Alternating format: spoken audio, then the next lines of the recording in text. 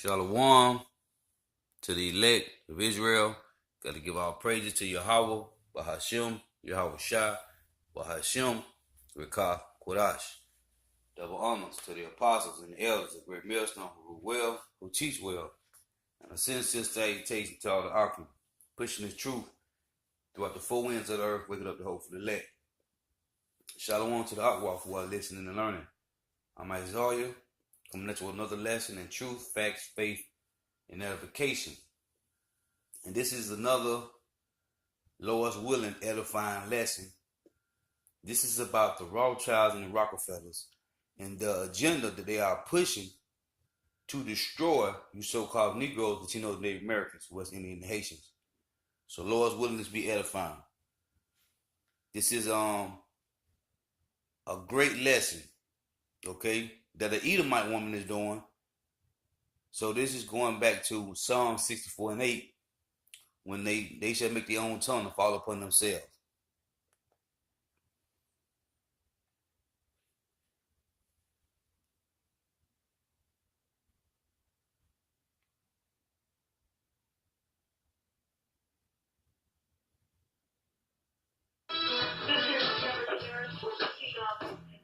A horrific plan that is being furthered by Rothschild and Rockefeller, as I will explain during this conversation. It's very, very important to know that everything that the corporations and the international bankers have been doing is one gigantic fraud, and it's all our expense. We're paying for all of this. The agenda, of course, as we know, is disinformation and manipulation by the international bankers' corporate structure to centralize control of all people, land, energy, resources, technologies, and economies. And we must look at the hidden secret behind these corporations and universities and institutions that are set to control all the emerging technologies that are planned to rebuild the world's transportation, civil, manufacturing, physical infrastructure with cyber infrastructure, including computers, networks, sensors, and the transhumanism agenda. Extremely important to understand that we are being transformed through the increase of frequencies. This is why, when you think of you in Agenda 21, too many people using too much stuff, you have to understand this is a genocide program. We are being moved now into what they call resilient cities. And it's important to get this word out, start looking it up, resilient cities. Understand what this is. This is a plan brought in by Rothschild and Rockefeller. And I'm going to go over what resilient cities are and how they're coming in. It is diabolical and exactly what you're facing right now and likely unaware. But I'm first going to read you a press release from the Rothschild Global Advisory. It says Rothschild and Company names Homer Parkhill and Stephen Antonelli as co-heads of restructuring North America. They plan on restructuring North America. The new leadership better positions the firm's restructuring practice for the future. Rothschild Global Advisory, one of the world's leading independent financial advisory groups, has announced it has promoted these two men to co-head the restructuring of North America, effective immediately. This press release is dated out of New York, October 30th, 2017. They say that they have been part of the senior leadership of the firm's restructuring practice for many years and will continue to be based in New York. They have announced these promotions, and the head of Rothschild North America said, in looking at our priorities for building a business in North America, the leadership of Rothschild felt that now was the time to elevate Homer and Steve from this role. This is an important move for Rothschild as we ensure the firm is in a strong position in this market for many, many years to come. We're truly excited about the future this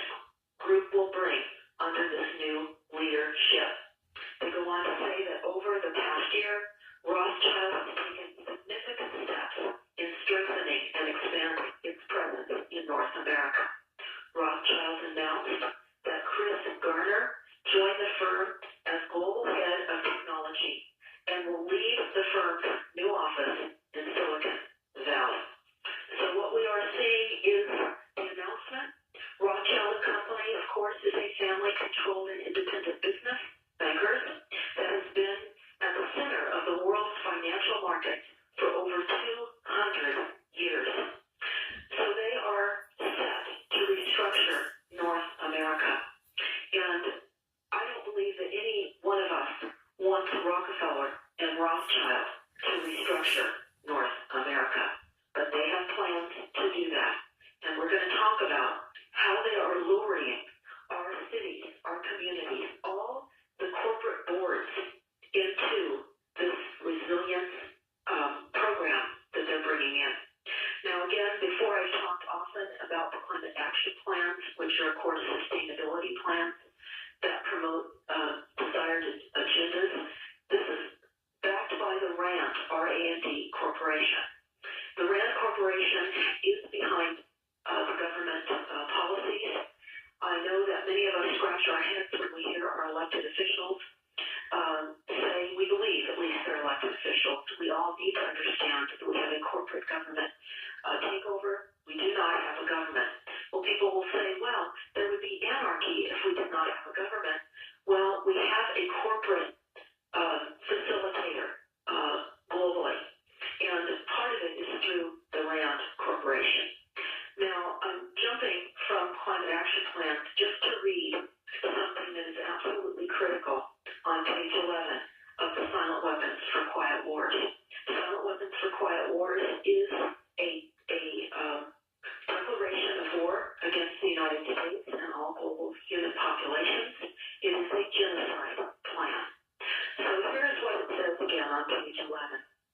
Since energy is the key to all activity on the face of the planet, it follows that in order to attain a monopoly of energy, raw materials, goods, and services, and to establish a world system of slave labor, it was necessary to have first strike capability in the field of economics. In order to maintain Rothschild and Rockefeller's position, it was necessary that they have absolute first knowledge of the science of control over all economic factors and the first experience at engineering the world economy. So they go on, in order to achieve their sovereignty, the elite sovereignty, they must at least achieve this one end, that the public will not make either the logical or mathematical connection between economics and the other energy sciences or learn to apply such knowledge. So with that having been said, I want everybody to pay close attention to how they are maneuvering these strategies through our country, through the vehicle of the RAND Corporation. And we have to first understand that the word consensus is a format that is presented by trained facilitators to come into each of our communities in all levels of corporate government setups, because we have been now taken. We're no longer the country we believe, and many people sadly still believe we have. Many people still believe that voting changes things. It doesn't. We're run by consensus. We're run by groupthink. What does that mean? Well, I tried on many occasions to join citizen advisory boards here in Northern California. There was one caveat, that I would have to agree on the majority of the decision being made. In other words, if I or a couple of other people did not agree with the direction of the understanding, we would have to be quiet and go ahead and agree anyway. So we know that groupthink is made to conform to popular opinion, and we get overpowered by the most energetic people. Groupthink destroys a good thing, as we have been told when we look at the definition for consensus. They say consensus is the middle ground in decision-making between total assent and total disagreement. Consensus depends on people involved having shared values and goals, and on having broad agreement on specific issues and overall action. Consensus implies that everyone accepts and supports the decision and understands the reason for making it. So that was the criteria that we are being told if we attempt to get on a citizens advisory board, which is to lure all of us into believing that we have impact. We don't. This is a very stealthily woven web of deceit and how we are being maneuvered in every single city and every city agency throughout the country and the globe. And what I want to talk about is what we're seeing here right now in Sonoma County, Northern California, after this horrific fire that we've all had to endure. We just had a meeting this morning. The city is of course very concerned. They're literally blowing through their money in removing all of the fire debris, and they're running out of money. So they're having these meetings. They're all controlled by facilitators. And we will have that up on stopthecrime.net. So I would urge all of you to see this process in action so that you understand the magnitude. We, all of us here in Northern California, have experienced the worst and costliest fire in U.S. history. And now Rothschild and Rockefeller are coming in. They're moving in. So what does consensus mean? Well, again, it's pioneered by the Rockefeller Foundation, and it has a very, very ambitious goal.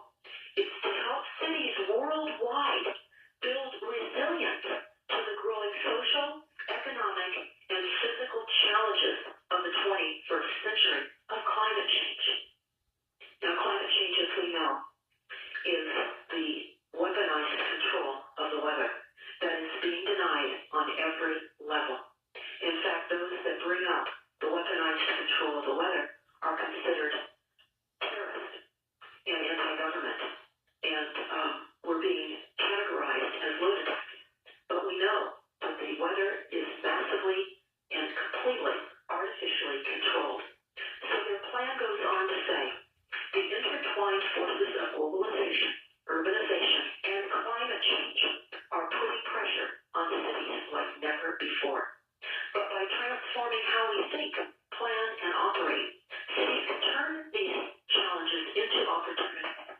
Now they're talking about their opportunities for financial gain. Let me back up.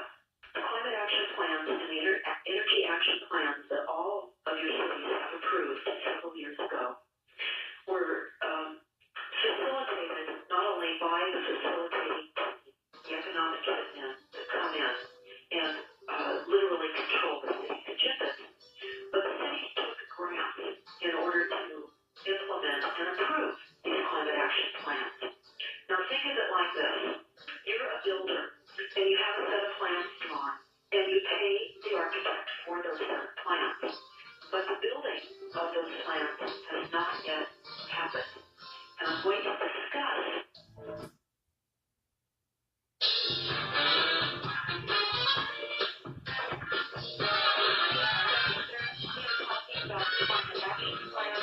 and the energy action plans that all of your cities, all of your counties have previously already adopted. Those plans are in place, and I remind you, you can type in the name of your city, followed by climate action plan or energy action plan, and you can read their over 150-page document in most instances. Again, I was talking about the Delphi meetings and how these plans were structured and how they were facilitated by communication techniques that have been used in all the meetings today to manipulate and reach predetermined outcomes for desired goals of Rothschild and Rockefeller and the nest of and weaving of corporations who are behind these meetings. We've talked about the Delphi meeting system and how it's been used for climate action plan meetings to create the illusion of public agreement, aka consensus, to determine consensus science rather than real fact-based science. climate action plans are based on false consensus science. We know that. We know that the use of weather control on all levels is really the climate change that we are seeing. So now we have this stealth movement coming in to restructure North America. And they're telling us that the next frontier of climate change is resilience. So prior to the break, I was telling you, the climate action plans, again, are approved in all of your cities. Your cities took grants and money to approve those plans and to say, yes, they will do those plans. And I was likening that to a builder who would ask for a set of plans to be drawn up by an architect. The builder would then pay for those set of plans, and the plans would sit there. The plan is now being built by the resilient policies that are rolling in now. Most of the United States has been massively affected by chaos of weaponized weather assaults. We are now ripe for the taking. It required years and many years of property loss, death, destruction by weather weapons to position the Rothschild and Rockefeller idea of the restructuring of North America. So with the new frontier of climate change resilient policies rolling in, here's what we're understanding. We're talking about what Judith Rhodes, president of the Rockefeller Foundation, said, and she is out of the University of Pennsylvania. She says, as the world turns its attention to the United Nations Climate Change Conference in Paris, the global community is hoping for fresh ideas to solve our increasing climate-related challenges. We know that climate accelerates and complicates almost every other problem, from food insecurity and water scarcity to conflicts and refugee crises around the world. In this increasingly interconnected world, only real and lasting resilience achieved by way of innovative systems and deep approaches will solve our problems into the future. And they talk about some of the potential game-changing trends that Rockefeller and Rothschild believe are part of the next frontier of climate resilience. They go on to tell us that one of the great challenges for the cities and other municipalities is the persistent global funding gap for tools to meet pressing challenges. I'm going to tell you this right now. Okay, the stressors that they're identifying as a result of climate change and the reason that we need to bring in urban resiliency, we're talking city. This resilience program is designed to move us all into the cities. UN Agenda 21 policy, that everyone's aware of, the Wildlands Project, moving us from country, rural lands into urban, literally imposing a grid of frequencies around us in these resilient cities, was really the plan all along.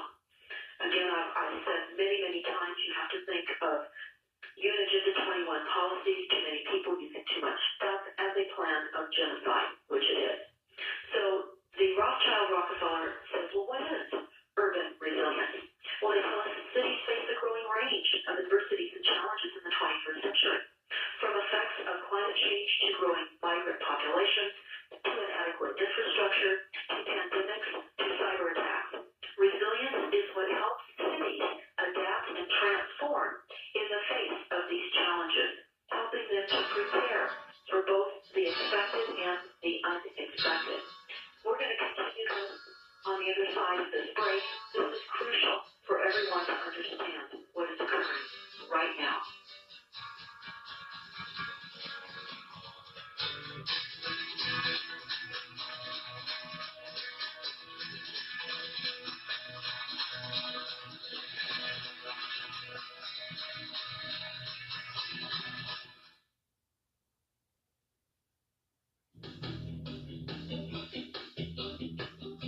Well, welcome back. This is Deborah Severus, and we are discussing the urban resilience plan that Rockefeller and Rothschild are bringing in to North America for the restructuring of North America.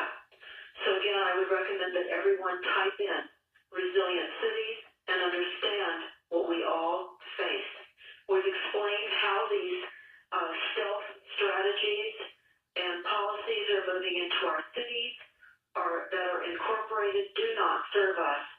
And through grants and facilitators and the consensus agreement where everyone has to agree with the majority is how we are getting this lawless, corrupt requirement of changing our lives. And we're going to talk about that, but I'm continuing with the definition of city resilience. So the resilient cities defines urban resilience as the capability of and the capacity of individuals and communities and institutions and businesses and systems within a city to survive, adapt, and grow no matter what kinds of chronic stresses the acute shocks they experience will be. Wait a minute. We can survive no matter what kind of acute shocks we experience when they're using weather weapons to hit us. They go on to tell us, building urban resilience requires looking at a city holistically, understanding the systems that make up the city and the interdependencies and risks they will face. By strengthening the underlying fabric of a city and better understanding the potential shocks and stresses it may face, a city can improve its development trajectory and the well-being of its citizens. This is how they're selling this. So they're listing some of the chronic stresses.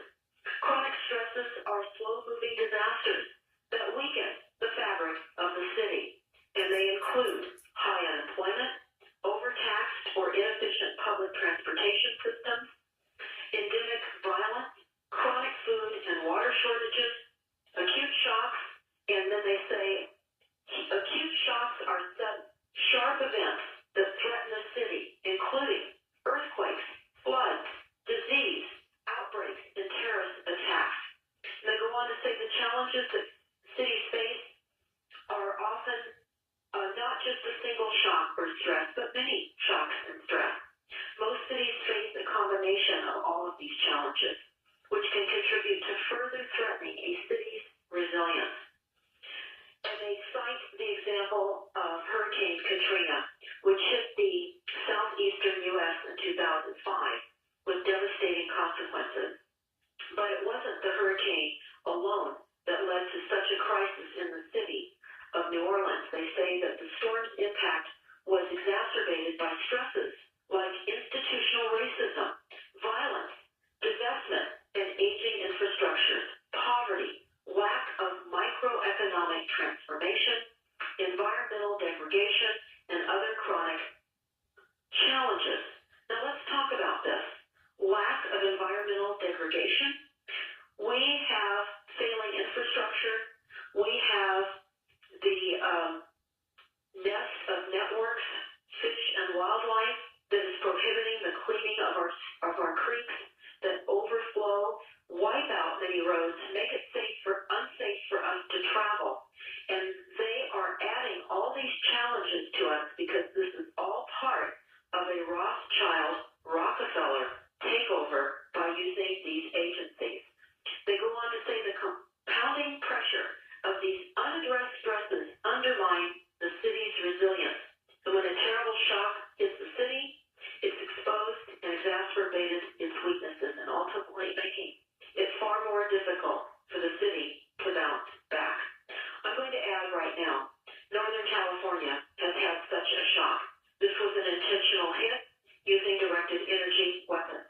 The fires that broke out the night of October 8th, 2017 were multiple. There were over 30 fires throughout many counties, not just Sonoma County, that started to burn this northern area of California down.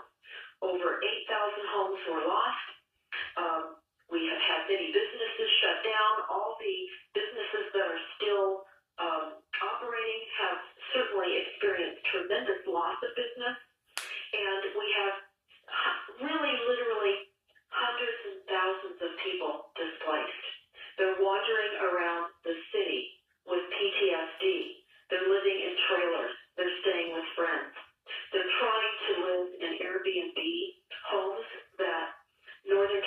California is known as the wine country. So many people that own homes on the coast or even near the San Francisco Bay Area rent their additional houses out under Airbnb. It's important to understand Airbnb is a global takeout of and sopping up the local month-to-month occupancy for local people.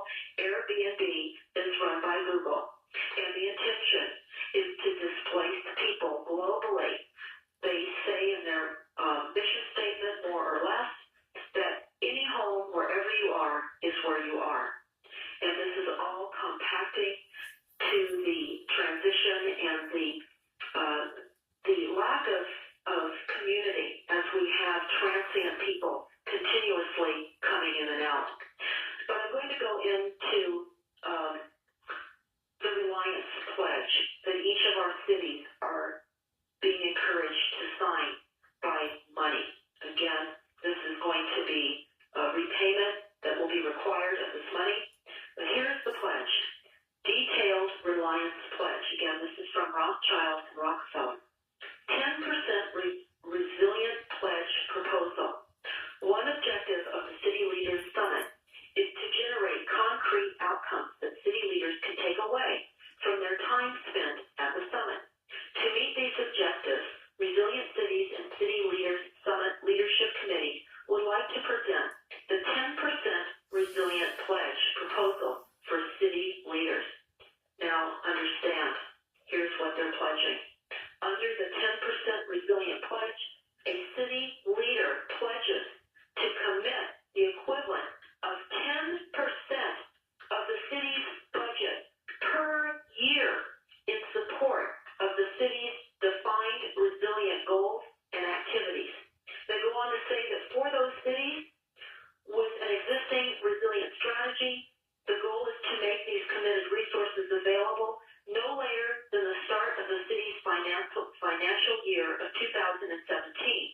For cities that are developing their resilient strategy, the goal is to incorporate this pledge into the strategy.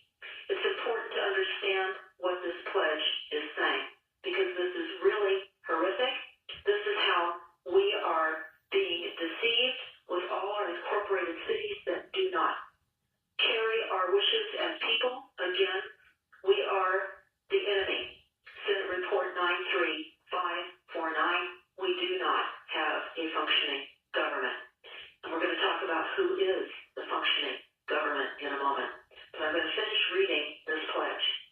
For each city whose city leader takes the 10% resilient pledge, they will seek to provide the city, that's Rockefeller and Rothschild, will seek to provide the city with $5 million worth of goods and services from the resilient platform of partners, subject to the city's ability to handle the resources and the dictation of the city's resilient strategy. In other words, to finance resiliency over the next 5 years and during the course of the city's active participation in resilient cities.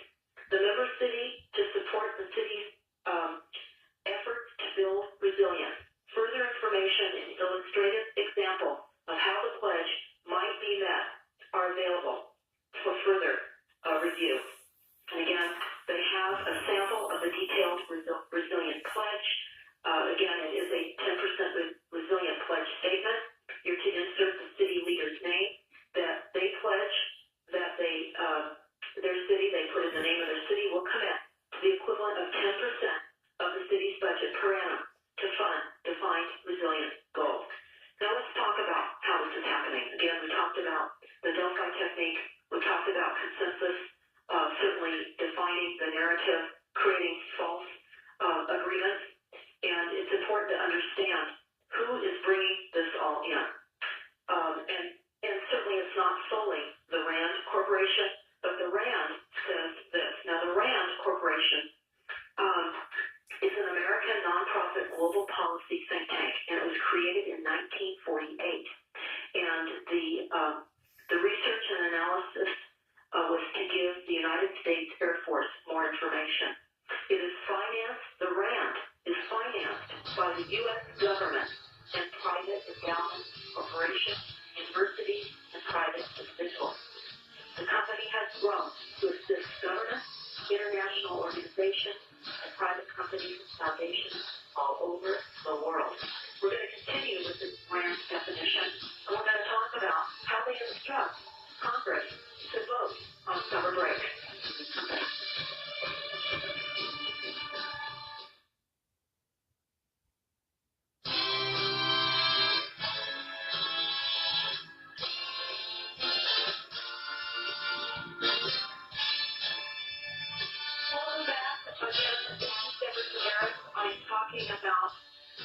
how the country is being run by corporations, Rothschild and Rockefeller mainly funded, it is very, very important to understand that the RAND, R-A-N-D Corporation, and how they are involved in drafting up the very policies that our fake politicians read. They don't read before they vote on policies. We've heard that time and time again, but they vote on it anyway. The next question is, if they haven't read it and they don't know what it is, then they haven't written it. So who is writing it? And we're identifying that now. But I first want to state to you that the RAND does control governments and international organizations, private companies and foundations, and even the defense globally. They are also involved in health care. And the American locations of the RAND is the headquarters in Santa Monica, California. They are in Arlington, Virginia, Pittsburgh, Pennsylvania, the San Francisco Bay Area, Boston, Massachusetts. The RAND Gulf State Policy Institute has an office in New Orleans, Louisiana, and the RAND Europe is located in Cambridge, United Kingdom, and Brussels, Belgium. RAND Australia is located in Canterbury, Australia.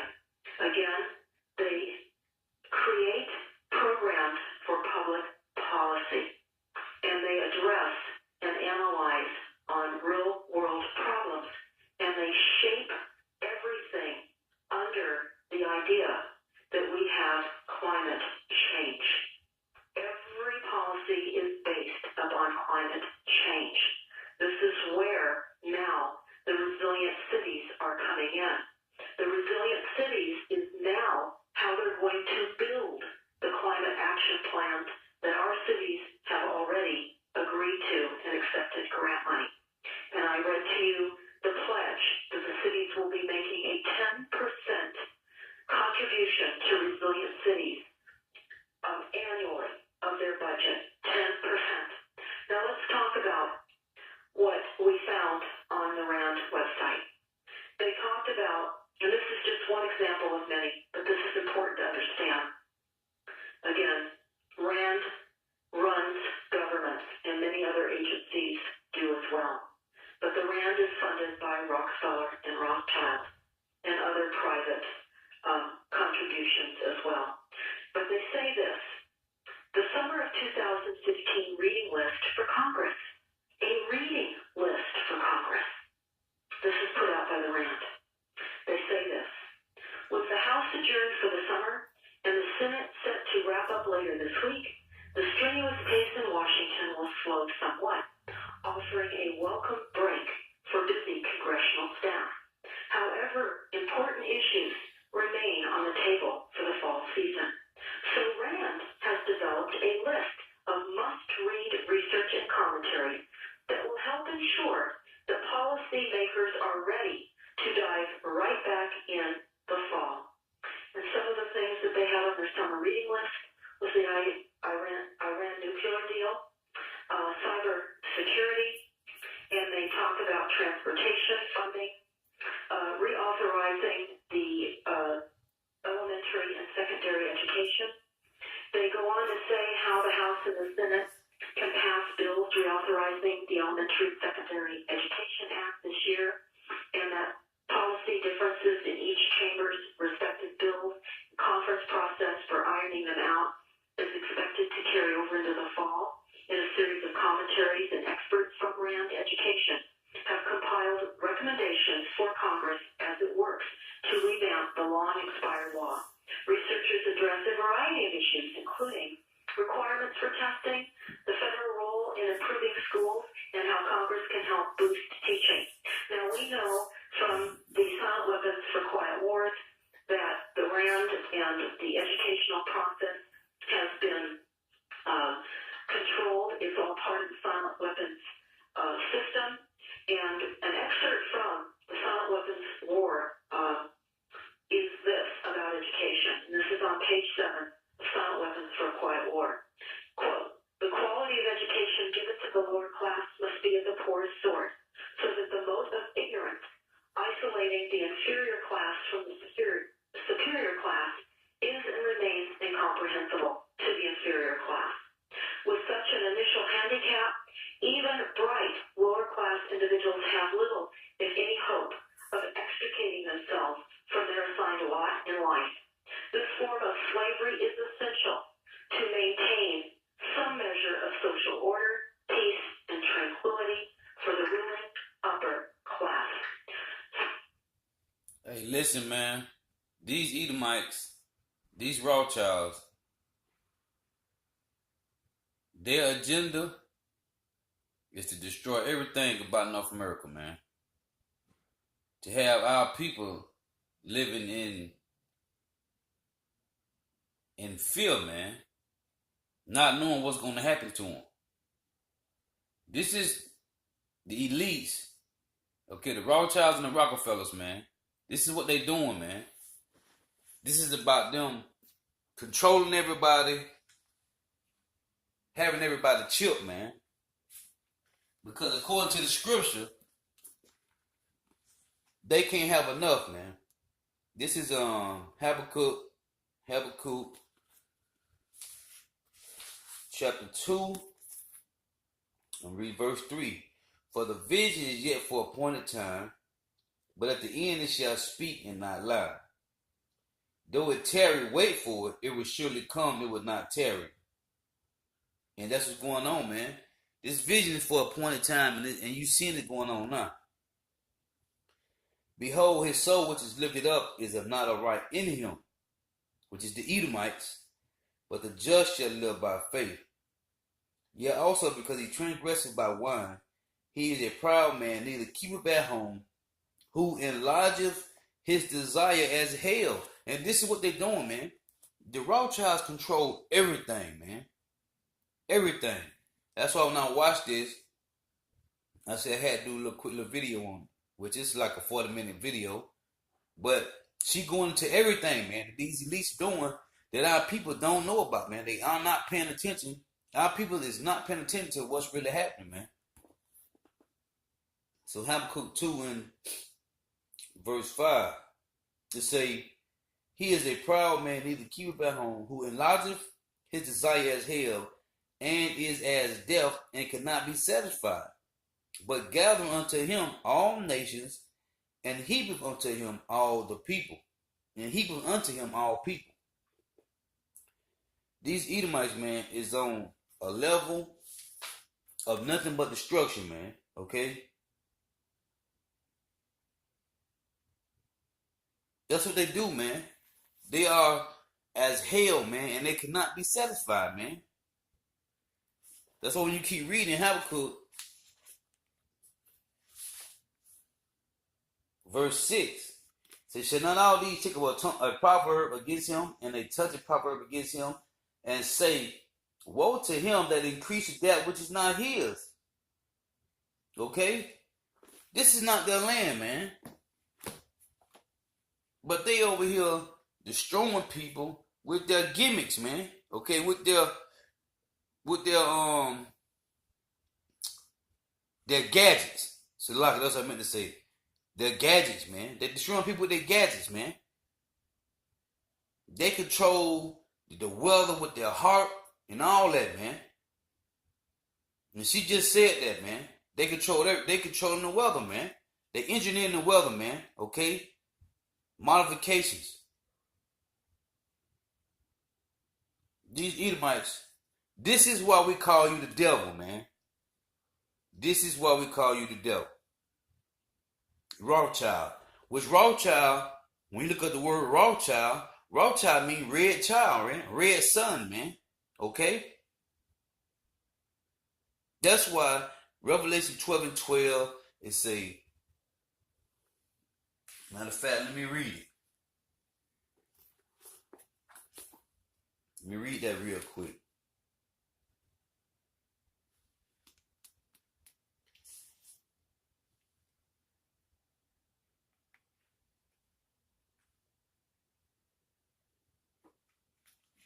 Revelation 12, verse 12. And it reads,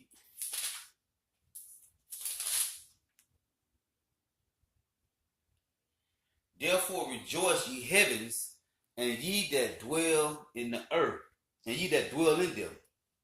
Woe to the inhabitants of the earth and of the sea, for the devil is come down unto you, having great wrath, because he know that he have but a short time. So these Edomites is going to come down. They're going to come down with great wrath because they know that they have but a short time, man. And this demon, man, these demons, man, they the wicked, man. They is the wicked who the Bible speaks of. That's why we call you the devil, man. This is what they do, man. They was only created, man, to be the wicked, man. Okay?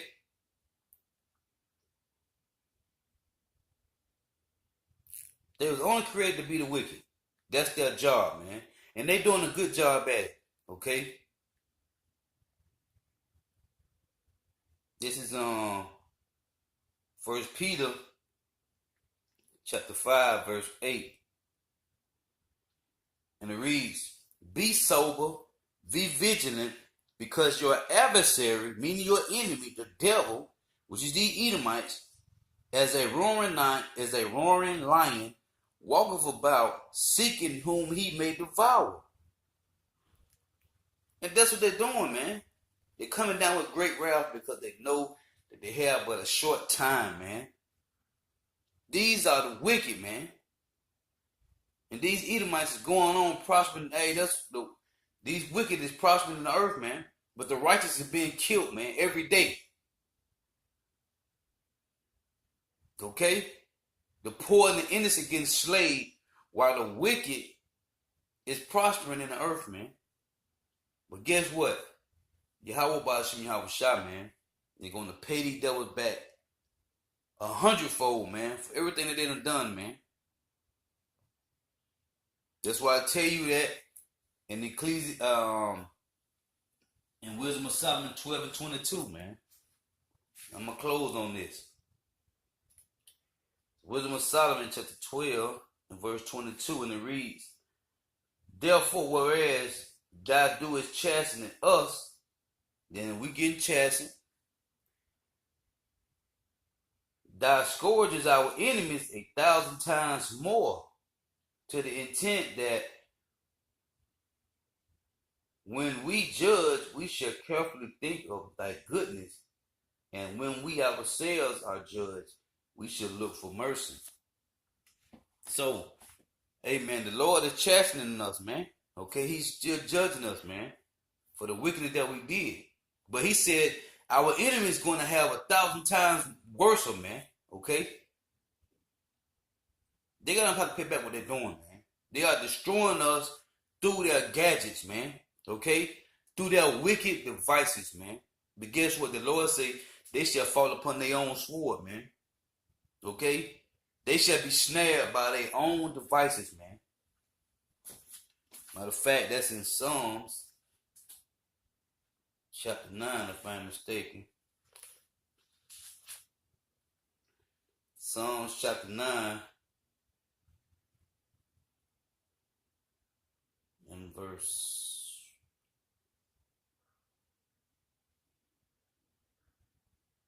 16. It said, the Lord knoweth by the judgment which he executeth, the wicked is snared in the works of his own hands. Okay? The wicked is snared in the works of their own hands, man. So you Edomites is going to go down by these same wicked devices, man. And so with that, I want to say all praise to Yahweh, Bahashim Yahweh Shah, Bahashim Rekah Kodash, double honors to the apostles and elders of Great Millstone who rule well, who teach well, and a sincere salutation to all the Ark and pushing their truth throughout the four winds of the earth, waking up the hope for the elect. Shalom to the Ark for listening and learning. Shalom.